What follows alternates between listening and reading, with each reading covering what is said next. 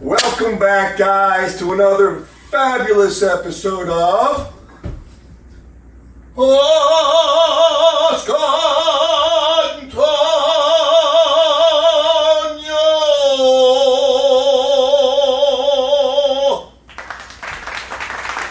Acceptable? Alright, so here we are again, guys.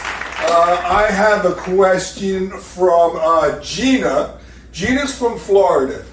And she wants to know, what type of shade she should buy for her sunroom. She has a huge sunroom, and there's a lot of heat coming in there. And can I hang the shades myself? I got a price from a contractor, a window company, and they wanted a lot of money.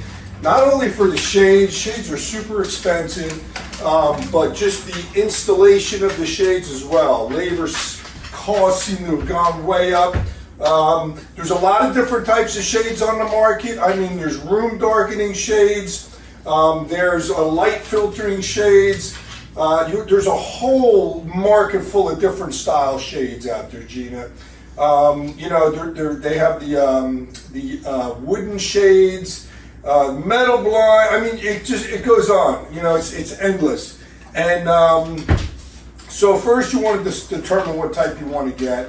Some are maybe a little bit more intricate to install, but for the most part, they make the shades pretty easy to go in these days. They have two brackets basically that get screwed into the either the top of the jambs, which these are fastened to the top of the jambs, or they're fastened to the back of the jamb, depending upon how your windows are built and how they can be mounted. So these can be mounted straight up to the jamb. So that's what you need to determine. You want to make sure that you measure the jambs properly. That's super important. You want to measure the exact width of this jamb and the actual height from top to bottom. They give you specifications right on their website how to do the measuring. Super important, because what happens is if they're too big, you're stuck with a $200 or $300 shade, or you got to give it to your neighbor. Because I had a client do that. They measured all their own shades. I went there to install them, and they didn't fit. They were either 4 inches too small, or they were too big. Like maybe a ½ inch too big. So, just a little FYI. So yeah, definitely, Gina, you could definitely do it yourself. The brackets are super easy. They just snap in now. You just want to get a nice cordless drill. Like I had one of my blogs, tutorials on drills. Go to the Home Depot, Lowe's, get yourself a nice little homeowner YOB drill. They're not that expensive. It's great to have them around the house. Get the drill bits that you need, and it'll be a fun little project.